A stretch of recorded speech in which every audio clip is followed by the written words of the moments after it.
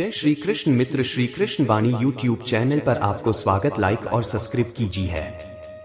हे पक्षींद्र, अब मृत्यु के स्वरूप को विस्तार पूर्वक सुने। मृत्यु ही काल है, उसका समय आ जाने पर जीवात्मा से प्राण और देह का वियोग हो जाता है। मृत्यु अपने समय पर आती है। मृत्यु कष्ट के प्रभाव से प्राणी अपने किए कर्मों को एकदम भूल जाता है। हे गरुड़, जिस प्रकार वायु मेघमंडलों को इधर उधर खींचता है, उसी प्रकार प्राणी काल के वश में रहता है। सात्विक, राजस और तामस ये सभी भाव काल के वश में हैं। प्राणियों में वे काल के अनुसार अपने अपने प्रभाव का विस्तार करते हैं।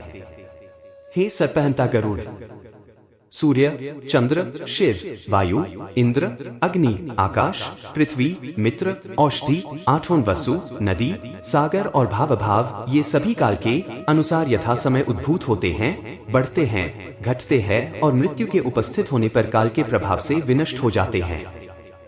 हे पक्षिण, जब मृत्यु आ जाती है तो उसके कुछ समय पूर्व दैवयोग से कोई रोग प्राणी के शरीर में उत्पन्न हो जाता है। इंद्रियां विकल हो जाती हैं और बल, ओज तथा वेग शिथिल हो जाता है। हे खग, प्राणियों को करोड़ों बिच्छुओं के एक साथ काटने का जो अनुभव होता है, उससे मृत्यु जनित पीड़ा का अनुमान करना चाहिए। उसके बाद ही चेतनता समाप्त हो जाती है, जड़ता आ जाती है। तदंतर यमदूत उसके समीप आकर खड़े हो जाते हैं और उसके प्राणों को बलात् अपनी ओर खींचना शुरू कर देते हैं। उस समय प्राण कंठ में आ जाते हैं।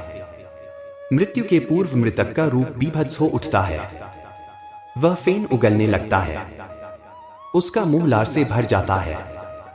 उसके बाद शरीर के भीतर विद्यमान रहने वाला वह अंगुष्ठ परिमाण का पुरुष हाहाकार करता हुआ तथा अपने घर को देखता हुआ यमदूतों के द्वारा यमलोक ले जाया जाता है। मृत्यु के समय शरीर में प्रवाहित वायु प्रकुपित होकर तीव्र गति को प्राप्त करता है और उसी की शक्ति से अग्नि तत्व भी प्रकुपित हो उठता है। बिना ईंधन के प्रदीप्त ऊष्मा प्राणी के मर्मस्थानों का भेदन करने लगती है, जिसके कारण प्राणी को अत्यंत कष्ट की अनुभूति होती है। परंतु भक्तजनों एवं भोग में अनासक्त जनों की अधोगति का निरोध करने वाला उदाम नामक वायु ऊर्ध्वगति वाला हो प्रजाता है। जो लोग झूठ नहीं बोलते, जो प्रीति का भेदन के नहीं करते, आस्तिक और श्रद्धावान हैं, उन्हें का सुखपूर्वक मृत्यु प्राप्त होती है। जो काम, ईर्ष्या और द्वेष के कारण स्वधर्म का परित्याग न करे, सदाचारी और सौम्य हो, वे सब निश्चित ही सुखपूर्वक मरते हैं। जो लोग मोह और अज्ञान का उपदेश देते हैं, वे मृत्यु के समय महांधकार में फंस जाते हैं। जो झूठी गवाही देने वाले, असत्यभाषी, विश्वासघाती और वेद निंदक हैं, वे मूर्छारूपी मृत्यु को प्राप्त करते हैं। उनको ले जाने के लिए लाठी एवं मुगर से युक्त दुर्गंध से भरपूर एवं भयभीत करने वाले दुरात्मा यमदूत आते हैं। ऐसी भयंकर परिस्थिति देखकर प्राणी के शरीर में भयवश कंपन होने लगता है। उस समय वह अपनी रक्षा के लिए अनवरत माता पिता और पुत्र को याद कर करुण क्रंदन करता है। उस क्षण प्रयास करने पर भी ऐसे जीव के कंठ से एक शब्द भी स्पष्ट नहीं निकलता। भयवश प्राणी की आंखें नाचने लगती हैं। उसकी सांस बढ़ जाती है और मुंह सूखने लगता है।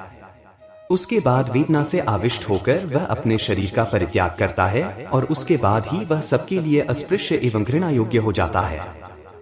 हे गरुड़, इस प्रकार मैंने यथा प्रसंग मृत्यु का